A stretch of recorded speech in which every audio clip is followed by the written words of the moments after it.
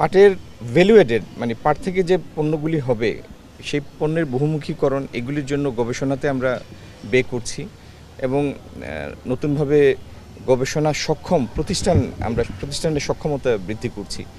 আগামী দিনে আমাদের লক্ষ্য হচ্ছে পাট পণ্যের বহুমুখীকরণ এবং ভ্যালু এডেড প্রোডাক্ট তৈরি করা, যাতে কাঁচা পাটের সামান্য মূল্যের তুলনায় অনেক বেশি মূল্য আহরণ করতে পারি আমরা রপ্তানি থেকে। আমরা পাট নিয়ে এত কথা বলি, কিন্তু পাট বীজে এখনও বাংলাদেশ নির্ভরশীল আরেকটি দেশ থেকে আমদানি করতে হয় পাট বীজ। আমাদের বাৎসরিক চাহিদা হচ্ছে প্রায় ৬,০০০ টনের মতো।